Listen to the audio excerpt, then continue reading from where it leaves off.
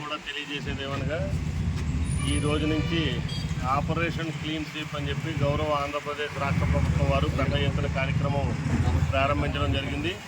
అందులో భాగంగానే ఇక్కడ ఉన్నటువంటి స్థానిక గౌరవ మంత్రివర్యులు శ్రీ కొల్లు రవీంద్ర గారు, అదేవిధంగా గౌరవ జిల్లా కలెక్టర్ గారు మరియు ప్రత్యేక అధికారి అయినటువంటి శ్రీ డికే బాలాజీ ఐఏఎస్ గారి ఆధ్వర్యంలో ఈ రోజు నుంచి కూడా భారీ ఎత్తున మేము ఈ ఆపరేషన్ క్లీన్ స్వీప్ అనేటువంటి ప్రోగ్రామ్ని ప్రారంభించడం జరిగింది. ఈ ప్రోగ్రాము ఈ జూన్ నెల 20వ తారీఖు వరకు కూడా ప్రతిరోజు కూడా ఉదయం 5 గంటల నుంచి జరుగుతుంది.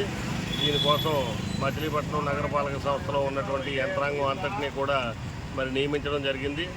ఇందులో భాగంగా ముఖ్యంగా ఏవైతే బ్లాక్ స్పాట్స్ ఉన్నాయో బ్లాక్ స్పాట్స్ని గ్రీన్ స్పాట్స్ కింద మార్చడం, అదేవిధంగా మొత్తం నగరంలో ఉన్నటువంటి చెత్త అంతటిని కూడా పూర్తి స్థాయిలో తొలగించడం, అదేవిధంగా ఎవరైతే బల్క్ వేస్ట్ జనరేటర్స్ ఉన్నారో వాళ్ళని కూడా అవేర్నెస్ చేసి వాళ్ళని కూడా ఈ సాలిడ్ వేస్ట్ మేనేజ్మెంట్ రూల్స్ 2026 ప్రకారంగా ముందుకెళ్లే విధంగా ఏర్పాటు చేయడం, అదేవిధంగా ఈ స్వచ్ఛ సైనికులుగా ఎవరైతే గౌరవ జిల్లా కలెక్టర్ గారు మరి ఇన్స్పైర్ చేసి ముందుకు తీసుకొచ్చారో వారందరినీ కూడా ఈ ఆపరేషన్ క్లీన్ స్వీప్లో భాగస్వామ్యం చేసి వారి ద్వారా కూడా పెద్ద ఎత్తున ఈ మచిలీపట్నంలో శానిటేషన్ కార్యక్రమాలు ఏర్పాటు చేయడం కూడా జరుగుతుంది.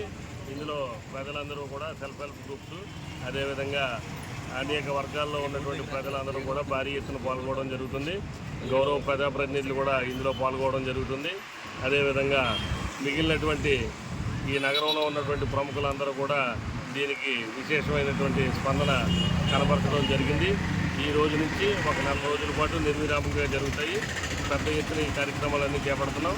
ప్రజలందరూ కూడా మచిలీపట్నం నగరపాలక సంస్థకు సహకరించి ఈ శానిటేషన్ కార్యక్రమాల్లో వాళ్ళు కూడా పాల్గొని ఏదైతే మన క్లాప్ వెహికల్స్ వస్తున్నాయో లేకపోతే ఏవైతే మున్సిపాలిటీకి సంబంధించినటువంటి నగరపాలక సంస్థకు సంబంధించినటువంటి చెత్త వాహనాలు వస్తున్నాయో వాటికి తడి చెత్తని పొడి చెత్తని వేరు చేసి ఇవ్వాల్సిందిగా కోరుతున్నాం.